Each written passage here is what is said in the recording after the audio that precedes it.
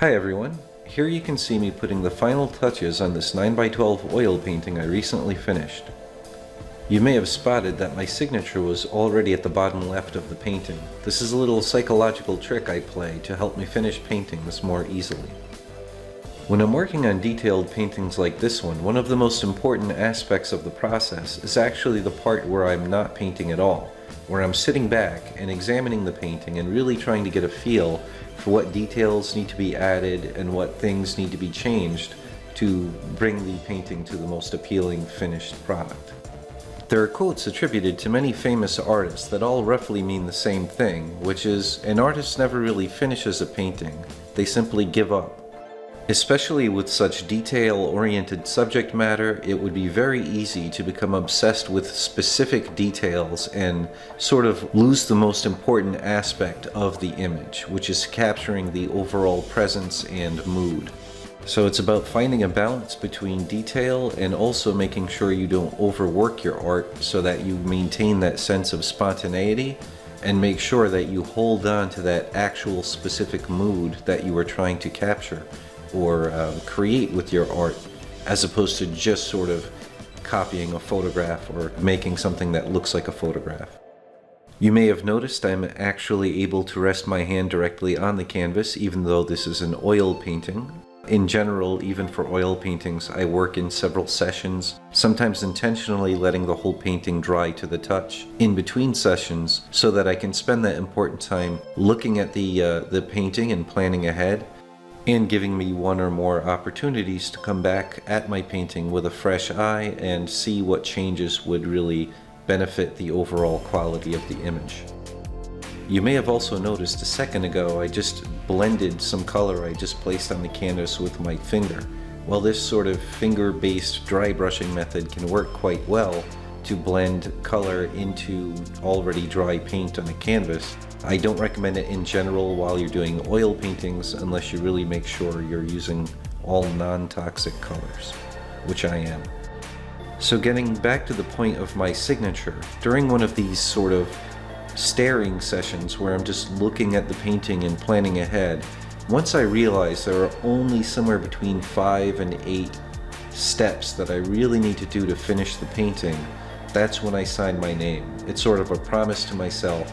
that the next time I sit down to work on this painting, it's going to be finished. I found this trick really helps for me to avoid procrastination and avoid sort of that psychological need to let go of a painting and call it done once you know that it really gets across everything you wanted it to without becoming too obsessed with any tiny little detail.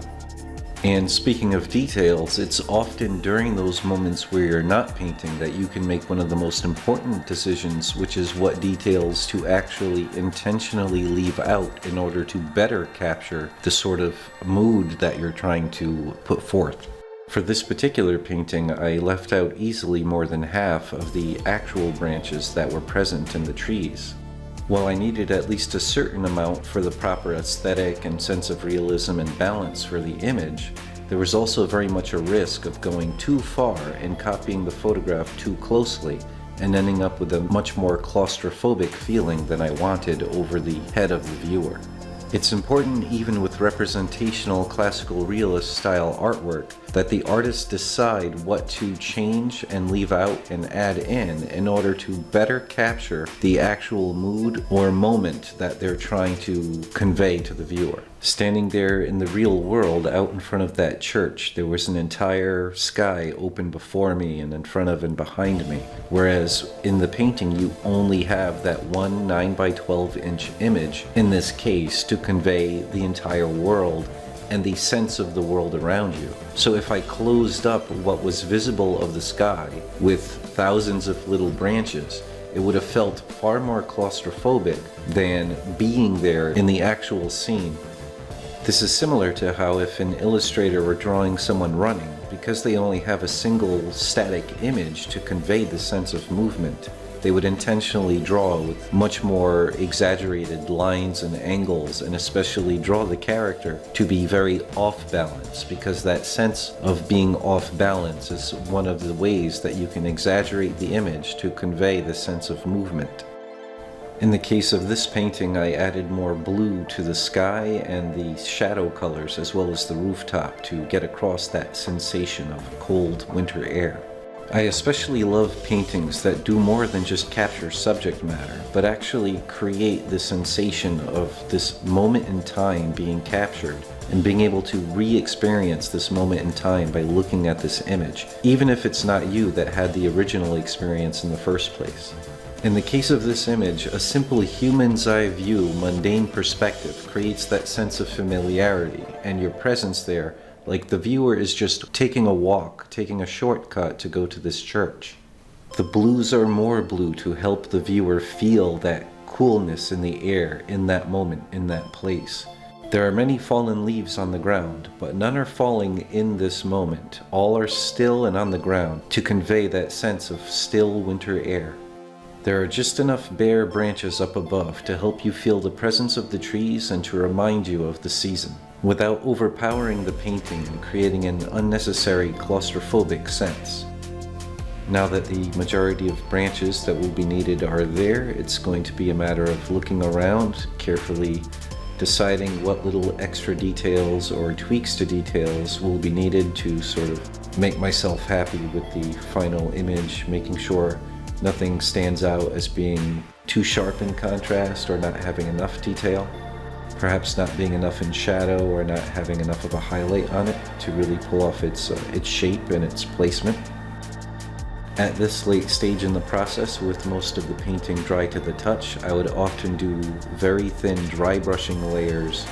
of dark transparent colors to tint things or to deepen the shadow of things, to help play with the sense of depth and form. You can see here these detailing, this sort of framing in the stained glass window was just too high contrast. The lights were too light, so I just used a dark dry brush to darken it all and reduce the contrast. And in the opposite direction, I added some brighter brights to that sort of plaster or cement texture up under what looks like it was a bricked off window up high in the church near the branches. Sorry about the shaky camera here. I must have bumped the tablet while it was during recording. So you can see I'm just working around with adding little fine details that I think will add to the overall appeal of the image. And now you can see I'm extending branches even more, specifically to make sure that I'm overlapping more aspects of the image to help create a more realistic sense of depth, where to create a nice sense of three-dimensionality to an image, it really helps when you have one thing that's closer to the viewer that overlaps the form and the outline of other objects that are behind it or further away in distance. So that's specifically one of the things I'm doing, is making sure that I don't have an image where it looks like I was kind of cowardly when I was painting the branches and intentionally not painting any naturally long branches just because I was afraid that they were going to cover up some of the background stuff, some of the important subject matter I had previously painted. So it just looks much more natural when you've got branches that really extend into and beyond the other elements of the painting. So now I'm just putting some final detailing on the roof, just adding even more detail to the shingles. And I noticed things weren't going well. Somehow I must have been really distracted or tired, and I was making the seams between the sides of shingles nearly perfectly vertical up and down, when that roof is obviously on a very severe slant. So I made sure that you saw with that sort of painting rag there that I wiped off the lines that I had just made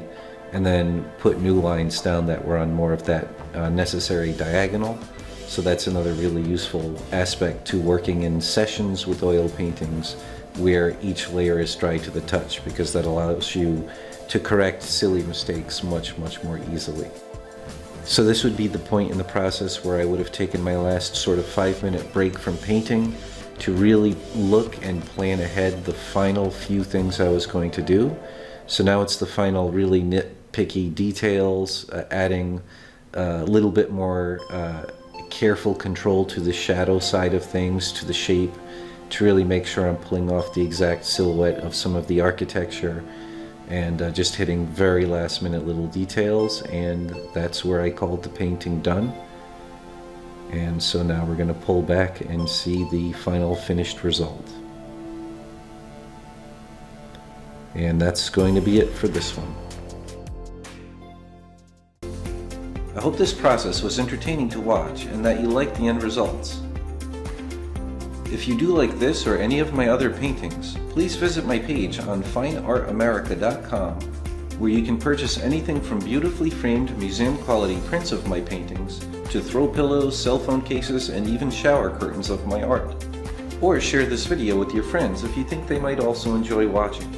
Your support is greatly appreciated and will allow me to make more art and videos more frequently. And thanks very much for watching.